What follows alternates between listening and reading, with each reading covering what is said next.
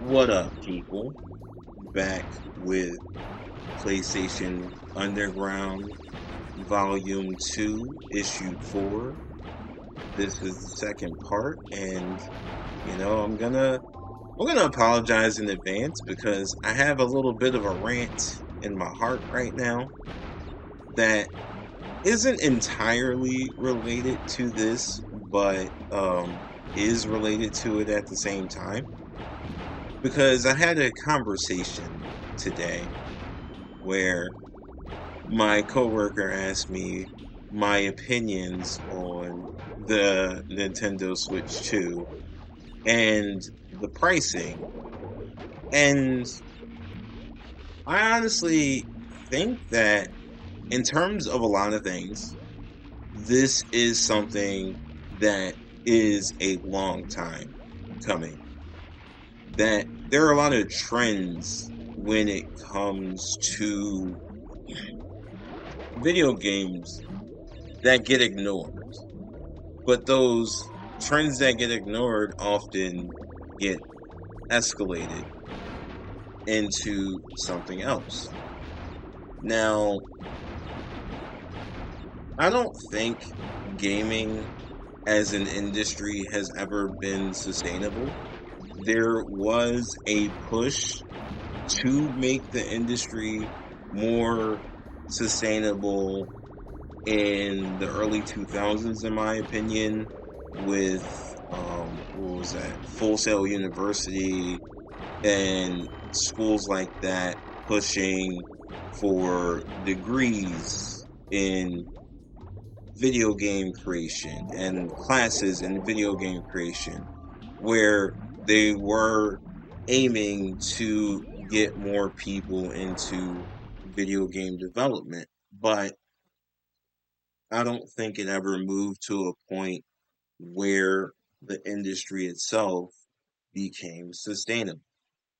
And when I talk about this and tying it in with the price of the Switch, there are a lot of business practices that have come across the gaming sphere that I saw that people were upset about. And they said they weren't going to buy the game. Well, what did they do? They bought the game. I remember when microtransactions were a big deal. I remember when loot boxes were a big deal. I remember when paying for online service for a game was a big deal and people were resistant to it. But over the course of time, people decide to still use the service as opposed to do without. And those results that the company sees are results that other companies sees, and other companies adapt those practices. So when it comes to the pricing of the Nintendo Switch 2,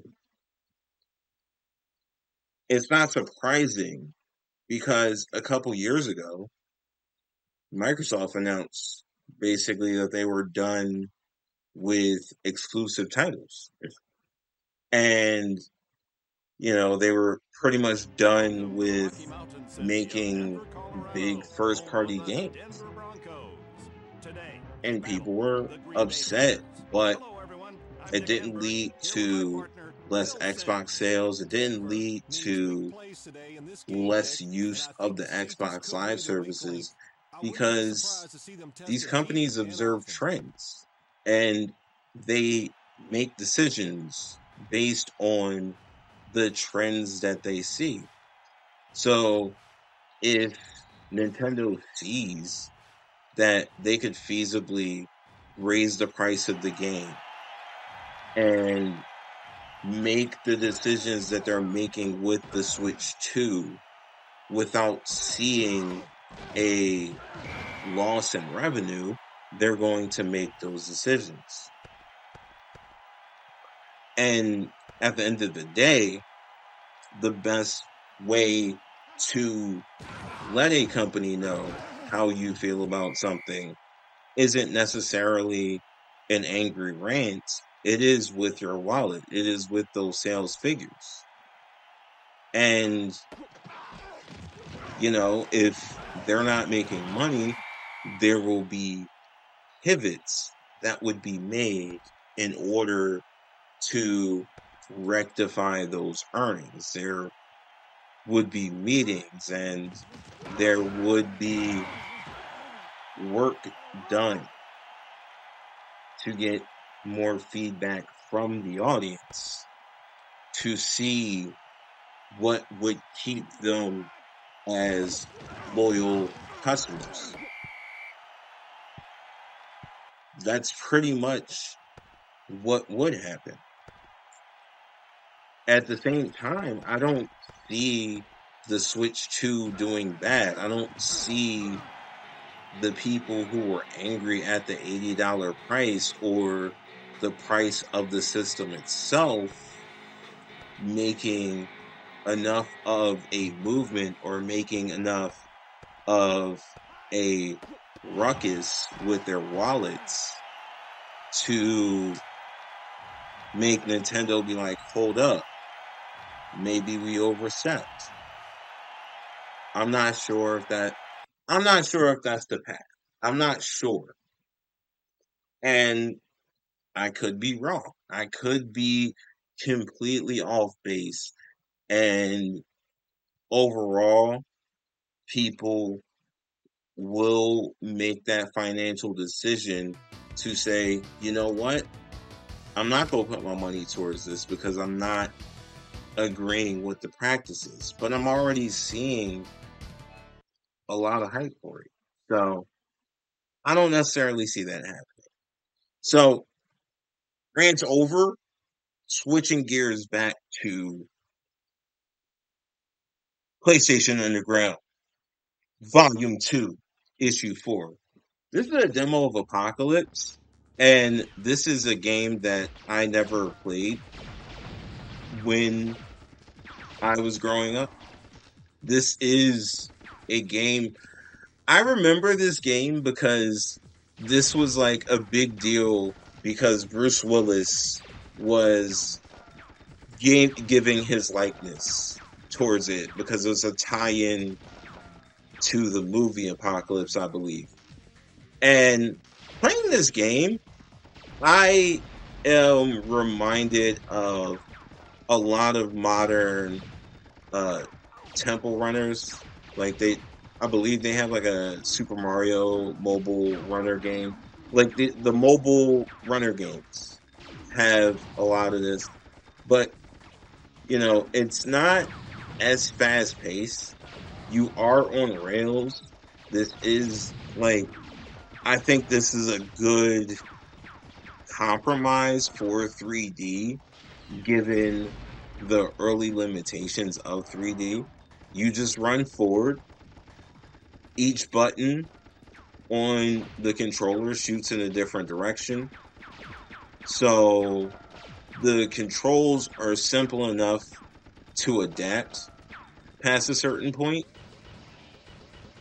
And that body just kind of flailing around was hilarious to me. I did not understand why it was just there. And, like, maybe that's still in the final game, but I think it's just funny that they just kind of stand there in perpetuity for the most part. Some did fall over, but I did think that this is cool.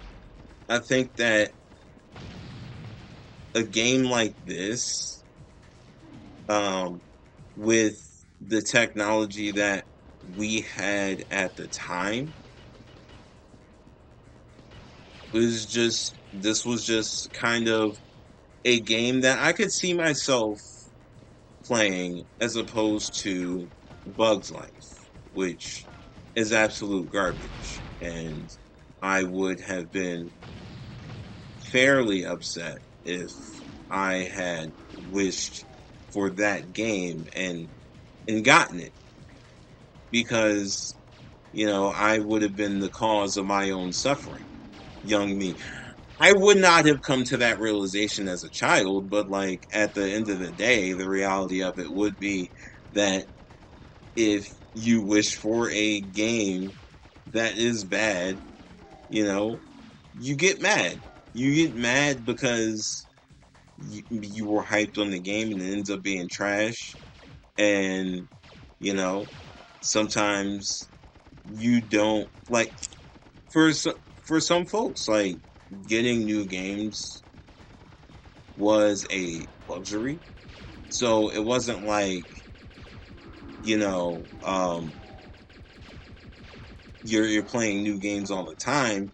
You might get a new game twice a year on your birthday and Christmas, and depending on what time of the year you born in, that could be a long wait in between games. So, you know, I know people who had that. Like I also know I also had a friend who would go to Blockbuster every Friday and rent a game for the weekend and got to play so many different Sega Genesis and Nintendo 64 games. And so did I on, the times that I would hang out with him over the weekend. But like at the end of the day, you know, I had a PlayStation, he had a Nintendo 64. We would always debate about which system was better. And, growing up, basically, I was in the PlayStation ecosystem. I went from Sega Genesis to PlayStation. And I feel like folks who did that, who went Sega Genesis PlayStation, all had like in their mind that PlayStation and Sega were like the more mature systems, and Genesis was like the kid system. And you would always want to be like, yeah, I'm grown as a little kid. You always wanted to like seem a little bit older than you were when you were a kid. Like, how old are you? I'm 8. No, you 7. Shut up. Um, but that was kind of the vibe that I kind of grew up with. So in terms of liking video games, I did not like the Sega. I mean, like I did not like the Super Nintendo because I only had really brief access to it when I was younger. Like I had it for a short time when I was younger, and then I had a Sega Genesis. So all of my game playing experiences were on the Sega Genesis. Same thing with the PlayStation. I had a PlayStation. If I went to my one cousin who had a Nintendo 64's house, I would play the 64, but I didn't have that much exposure to it. GameCube, Xbox, all those systems. I didn't really engage with when I was younger because I was in the Sony ecosystem. I missed out on a lot of dope games because of that. But that's kind of, I don't know, that I feel like that's kind of how it was. Like I don't know anybody back in the day who had multiple systems. You either had a PlayStation, you had an N64, or you had a Dreamcast. And for that year, for that year and a half before the PlayStation 2 came out, the Dreamcasters were the cool kids.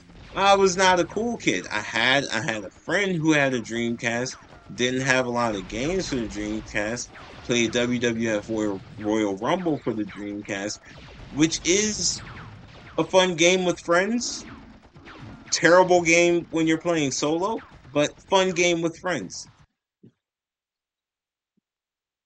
But everybody kind of had their own thing, except Game Boys. Everybody had Game Boys because there were no alternatives to the Game Boy. back in the day either.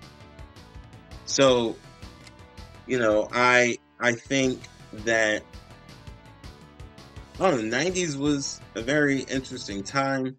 I think and I also think that that dynamic of being insular to a system hasn't really changed a lot. I still think there are like Sony ecosystem people, Nintendo ecosystem people, Microsoft ecosystem people, and of course PC Master Race. I don't game on PC. I respect people who do, and put the money into those rigs. But I do. I don't know. I think it's just because I grew up playing consoles. I have a particular love for consoles, even though I do understand some of the arguments that the PC gamers put out there, and I will not contend with them. But I'm still not gonna do it. And there are people who just play games on every system. Like there's probably people who I don't know what the current Xbox system is, to be perfectly honest. Like after 360, it got confusing to me, and I did not keep up. So I think it's the Series X and X, right? Um, yeah, like there's probably people who stay in that ecosystem. I forgot my point when I was trying to clarify. I don't know what the Xbox game systems are, but oh, my point is like now I have a Switch and I have a PS5 and I have a 360. I have some of those game systems I missed out on when I was younger, but also when I was younger, I was very into PlayStation games. I thought it was the best. It was great, and I didn't look other places until later. And in some instances, like with the Dreamcast and the N64, and yeah, Dreamcast and N64 are the two main ones. Sega Saturn. It was too late to get into those systems because a lot more eyes were on the system, and the price of used games went up exponentially. To be perfectly honest, here, focusing back on the demo disc,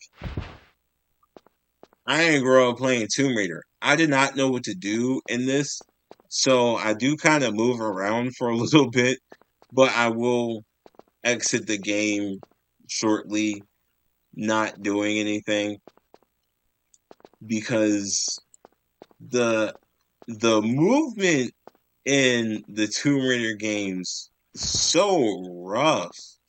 Early 3D was so rough. Like pre-analog stick. And then it took up until it was like halfway through the PlayStation 2 that they figured out, oh, you can use the right analog stick to control the camera. And it didn't really become a thing until like the PlayStation 3, Xbox 360 era. Like that didn't become commonplace. Gaming was rough for a while. And I don't blame people who don't want to go back and play PlayStation games or want to fix older games because of the way that they play. I understand, I get it. Because if you're used to newer games and you go back and you experience like an early PlayStation 1 title, I I can only imagine how you would feel about doing such a thing. and then like thinking, oh my god, like people played these games? Yeah, people played these games, and when they were new, they were the most amazing things in the world because nobody had done the things that were being done in these games at the time. And that's just the reality of the situation. There's always a first of something. And the PlayStation 1 era, the Nintendo 64 era, and the Dreamcast era, people experienced a lot of firsts. And because they were first, a lot of those games didn't do well. And they had limited print runs, which is why certain games are so expensive now. Bomberman! And we get to the demo of Bomberman Worlds.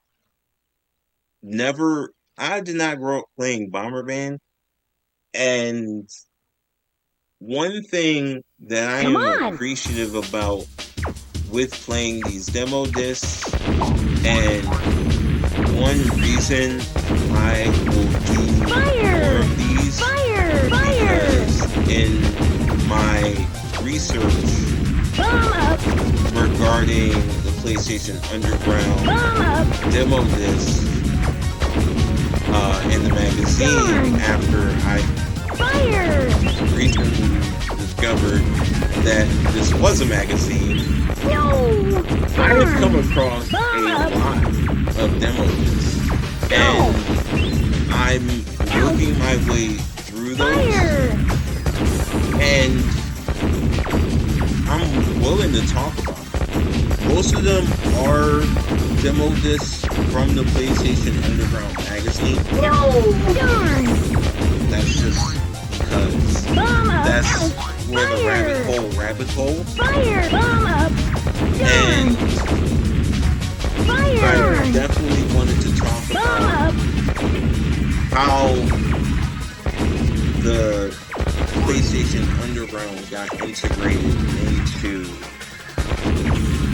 the official US PlayStation magazine, what that looked like. And there is a very interesting part regarding the last issue of the PlayStation Underground magazine, issue 5.1, because I'm just going to give like a little advanced spoiler. There is a preview for issue 5.2 in issue 5.1. So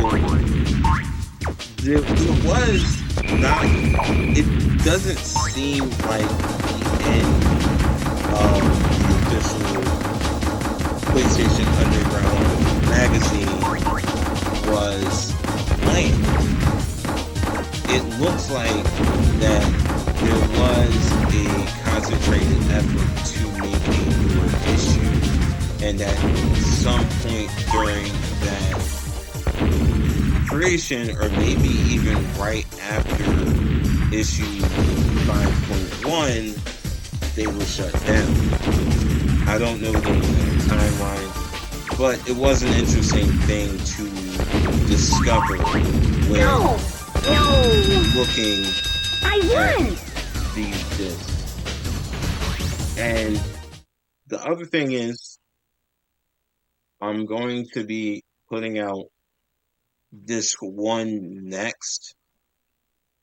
As I said in part 1 of this, there are a lot of interviews with staff of video games that were being made. 9, 8, 9. And in my opinion, it might just be beneficial to let those things, and I might briefly introduce them, but I do have the intention of letting those play out, letting those interviews kind of exist on YouTube if YouTube will let me. I don't know. I don't know how YouTube will react to being uploaded. So, why not? We will have other demo lists in the future. And that's pretty much all I have to say. If you actually watch this video, I appreciate it. If you don't recall my points on modern gaming, I appreciate it. If you don't agree, that's cool. If you agree, that's cool. Either way, I'll come crack lemonade. Peace out.